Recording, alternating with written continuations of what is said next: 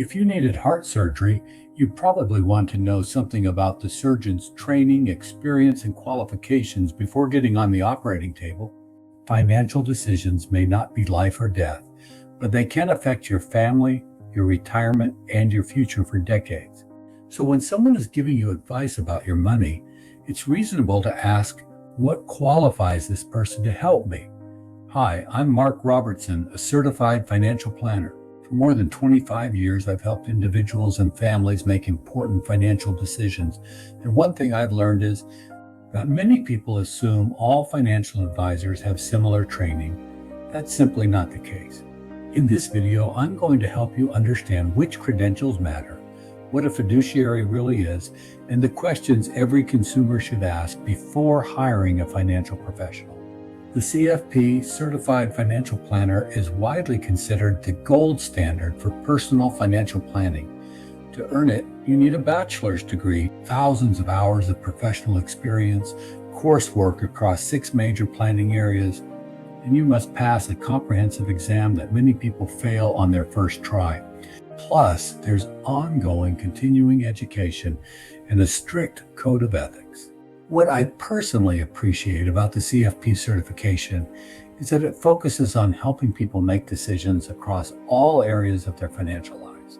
Because real life isn't divided into neat categories. Your taxes affect your retirement affects your investments, your insurance affects your family's security. Everything is connected.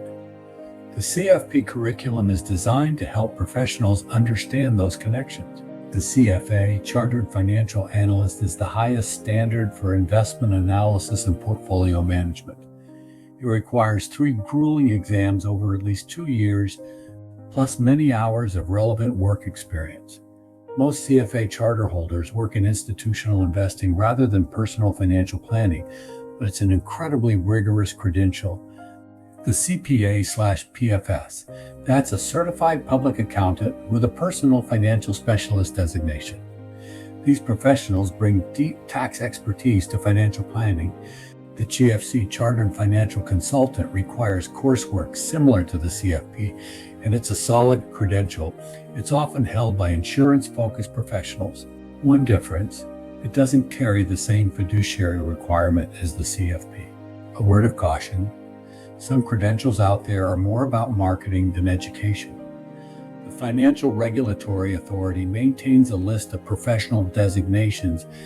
You've probably heard the word fiduciary thrown around, and it might sound like industry jargon, but it's actually one of the most important concepts to understand when choosing an advisor. A fiduciary is legally required to put your interests ahead of their own. That's a real legal obligation, not just a promise on a website. In simple terms, a fiduciary should be sitting on the same side of the table as you. Their role is to help you evaluate your options and make decisions that serve your goals, not theirs. That's one reason many people specifically look for fiduciary advisors when seeking financial guidance. Not all advisors are held to this standard. Many operate under what's called a suitability standard, which just means the recommendation has to be reasonable for someone in your situation, even if there's a better, less expensive option available. Think of it this way.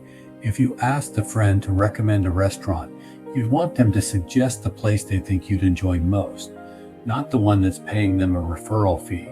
That's the difference between fiduciary advice and everything else. Over the years, I've found that most people aren't looking for an advisor to impress them. They're looking for someone they can trust, someone who will explain things clearly, someone who will answer their questions honestly, and someone who genuinely cares about helping them make good decisions. Credentials and fiduciary standards don't guarantee that kind of relationship, but they can be important indicators.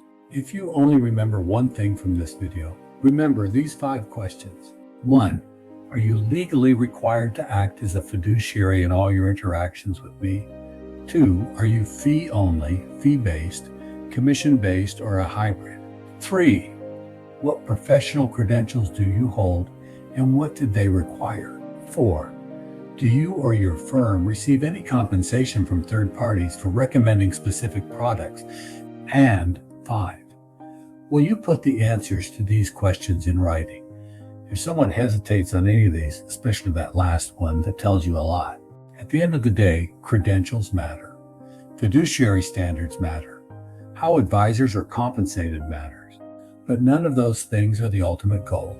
The ultimate goal is helping you build a financial plan that supports the life you want to live. A good advisor should help you feel informed.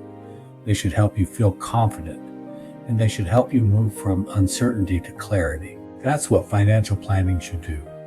My hope is that this 3-part series has given you the tools to ask better questions, make better decisions, and feel more confident about choosing the right financial professional for your situation. When you understand all 3, you'll be far better prepared to choose someone you can trust. Thanks for watching. If you'd like more practical financial planning education, subscribe to the channel or visit robertsoncfp.com. I'd love to help you take the next step toward financial clarity and confidence.